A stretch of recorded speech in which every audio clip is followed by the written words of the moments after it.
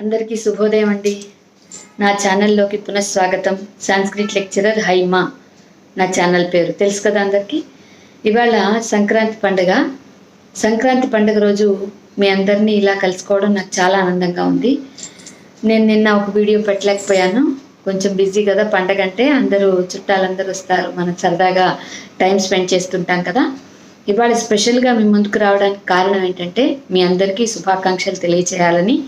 తర్వాత మనకు వైజాగ్ వైపు తూర్పు వైపు ఎవరైనా ఉంటే వాళ్ళకి తెలుస్తుంది, ఇవాళ రోజున సంక్రమణం జరుగుతుందండి. సూర్యుడు రాశి మారుతాడు కదా, ఆ టైంలో మనం పసుపు కుంకాలు ఇచ్చుకుంటాం. అక్కడైతే అంటే మామూలుగా బ్రాహ్మిన్స్లో అయితే ఉండదు, కానీ నాన్ బ్రాహ్మిన్స్ అందరూ కూడా పెద్దలకు పెట్టుకుంటారు.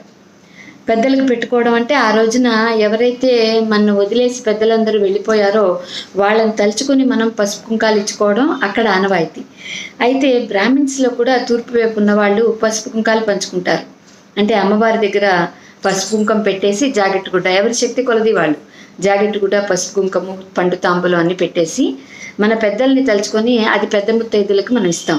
సో అలా ఇస్తే ఆ పెద్దలందరూ మనని చల్లగా చూస్తారని, ఆ పెద్దలు మనం ఇవ్వడం కోసం, ఇది ఇవ్వడం కోసం, వాళ్ళు ఇచ్చే రోజు కోసం వాళ్ళు వెయిట్ చేస్తుంటారట. కాబట్టి మీరు కూడా ముత్తైదులుగా ఎవరైతే వెళ్ళిపోయారో, పరమపదించారో వాళ్ళందరినీ తలుచుకొని ఇవాళ రోజున మీరు పసుపు కుంకాలు పంచుకోండి, చాలా మంచి జరుగుతుంది. ఓకేనండి.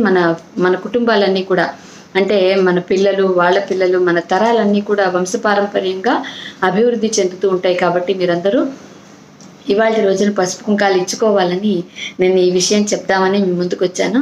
చాలా ఆనందంగా ఉంది. మీ అందరికీ ఆయురారోగ్య ఐశ్వర్యాలు కలిగి ఆనందంగా ఉండాలని, ఈ సంక్రాంతి పండుగ రోజు సుఖ సంతోషాలతో మీరందరూ హాయిగా ఉండాలని మనసారా అమ్మవారిని వేడుకుంటూ మీ అందరికీ సంక్రాంతి పండుగ శుభాకాంక్షలు. Thank you one and all.